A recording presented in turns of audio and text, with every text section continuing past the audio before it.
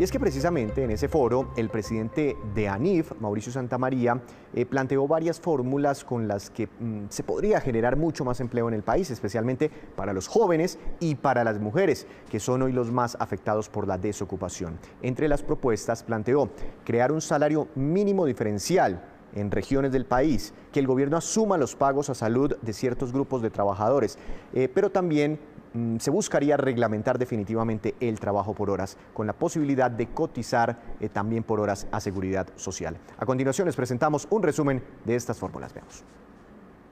Tenemos una reactivación económica que no se ha reflejado en la recuperación del mercado laboral en la misma magnitud, y además tenemos unos grupos que se vieron de verdad afectados: los jóvenes, las mujeres, las personas de menores ingresos, y dos ciudades que sobresalen por su mal comportamiento, que son, en términos de empleo, que son Bogotá y Cali, y por eso se requieren medidas que ataquen esos puntos. Entonces, ¿qué proponemos? Lo primero es que de alguna manera tenemos que empezar a reducir de manera, dijéramos, para siempre, los llamados sobrecostos laborales, que son muy amplios, y debemos empezar por las cotizaciones a salud en el régimen contributivo. Para el 2020 el recaudo de cotizaciones por ahí fue de cerca de 20 billones y medio de pesos, que son casi el 40% de los recursos del sistema de salud, y eso hay que pasarlo a otros impuestos, manteniendo la progresividad que hoy tiene. Por supuesto, eso no se puede hacer de una.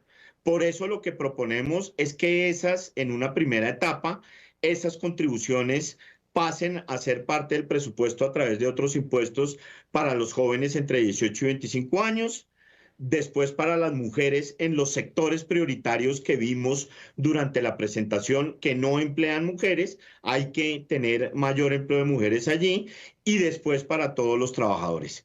Si este tipo de medidas no se toman, va a ser difícil que salgamos de lo que Daniel Gómez llamaba un problema estructural que hace que Colombia tenga alto desempleo y alta informalidad, a diferencia de todo el mundo. Adicionalmente, proponemos una cosa que ya pues se ha dicho y se ha hablado y se ha discutido durante 20 años y no hemos podido lograr, que es el tema de la cotización por horas. Es decir, tenemos que salir de ese círculo vicioso tan absurdo en el que la gente no puede cotizar por menos del salario mínimo. ¿Por qué? Porque no me parece que esté bien con un argumento de equidad, siendo que hay gente que gana menos del salario mínimo porque trabaja menos de la jornada total. Fíjense, hoy en día en Colombia, el 50% trabaja más de 48 horas. Bueno, ya la jornada laboral se redujo a 42, pero todavía no ha entrado en vigencia. De 20 a 48 horas trabaja el 37.4% de la población, y menos de 20 horas el 12.5% de la población. Es decir, eso ya hoy se da, y nosotros por ley a esas personas rojas y azules claras que vemos ahí les estamos diciendo: usted no puede cotizar. Usted no puede cotizar, lo cual es un absurdo, ¿sí? Porque esa cotización sería buena para el gobierno porque le da más ingresos, y buena para la persona porque le da más protección, ya sea para pensiones o para salud, pero no los dejamos cotizar porque no. Ahora, un tema que también se ha discutido mucho es el tema de los salarios diferenciales regionales, y también la discusión se vuelve un tema absurdo, que si es que usted cree que un trabajador en la ciudad X vale menos que en la ciudad Y. No, yo no creo eso. Lo que dice la realidad es que en Bogotá los ingresos laborales promedios son más del doble que en ciudades como Cúcuta y Montería. Entonces no puede ser que el salario mínimo sea igual que en Bogotá, que en Cúcuta y Montería, o para ir más allá, que en Sincelejo, que en Quibdó, que en Riohacha, que tienen salarios promedios incluso menores a los de Cúcuta y Montería. Si usted no permite que haya salarios diferenciales, nunca va a lograr Y no es sorpresivo que por eso esas ciudades como Quibdó, Cúcuta, Montería tengan las tasas de desempleo más altas, porque con un salario mínimo que es más alto que el salario promedio, pues lo único que va a lograr es que el único empleo formal que se genere es el público, es decir, el único empleo formal que se genera en esas ciudades es el que genera la gobernación y la alcaldía y alguna empresa grande que haya por ahí establecida. De resto, todo va a ser informalidad o desempleo. Entonces, aquí estamos proponiendo tres medidas fundamentales.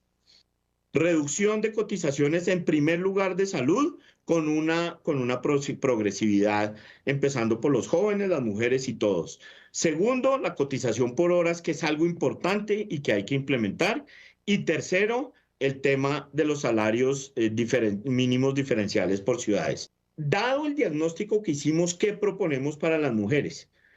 Primero, lo que hay que hacer es que tenemos que incentivar aquellos sectores que son grandes generadores de empleo, que no emplean mujeres, a que las empleen. Entonces, lo que tenemos que hacer allí en sectores como la construcción, la industria, los servicios públicos, es dar incentivos tributarios a empleadores para que empleen mujeres, es decir, reducirles las contribuciones para fiscales y que las asuma el presupuesto, que eso ya se está haciendo, pero hay que generalizarlo y darle un enfoque, dijéramos, de favorecer a las mujeres mucho más grande y dar un mayor subsidio, es decir, que ese subsidio a los parafiscales o al impuesto de renta o a lo que se escoja y se crea que es lo mejor, sea mayor en esos sectores. También tenemos que tomar medidas a las que en Colombia les hemos tenido mucho susto, que es lo que en otros países se llama cuotas. Es decir, ponerle cuotas empezando por el sector público que contrate mujeres y jóvenes de manera, dijéramos, paritaria en puestos de bajo, medio y alto nivel. Sobre todo para jóvenes, los puestos de entrada pueden ser por ahí y de alguna manera a ciertos sectores que también que no emplean mujeres que lo hagan. Y por supuesto que haya formación técnica y tecnológica en aquellas actividades en las que ellas no están, es decir, en la construcción y sobre todo en temas tecnológicos que hoy en día están cogiendo tanta fuerza.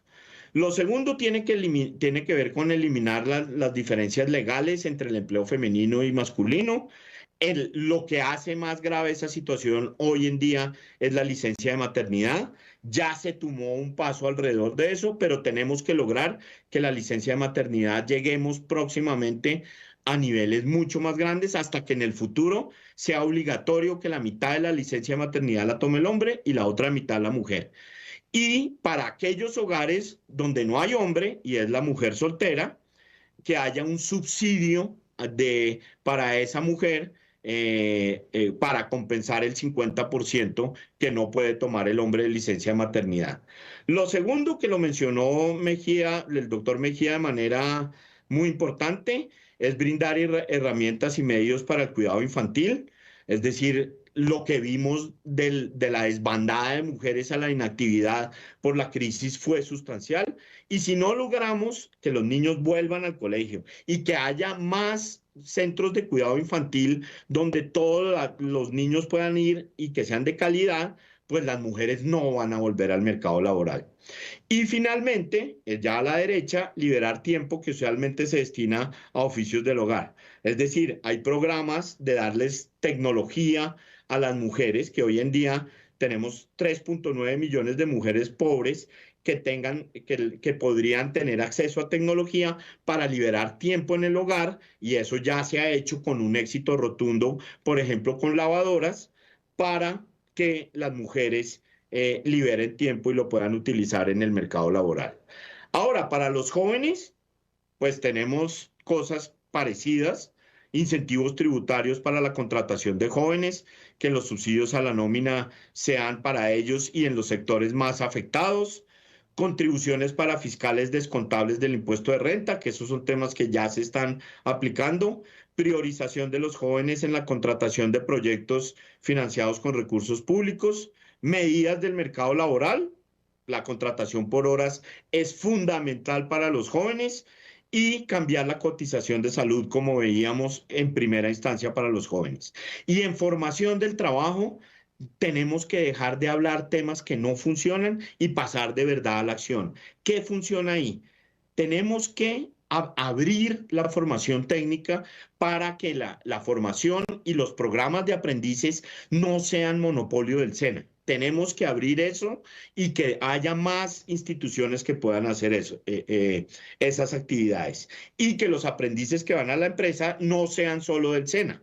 Eso creo que es fundamental para darle más oportunidad a los jóvenes. Y que se profundice en la formación para el trabajo en temas de TICs y en temas de bilingüismo. En bilingüismo Colombia va muy mal, no hemos logrado progresar en eso y ese es un tema sin el cual no reduciremos la tasa de desempleo de los jóvenes.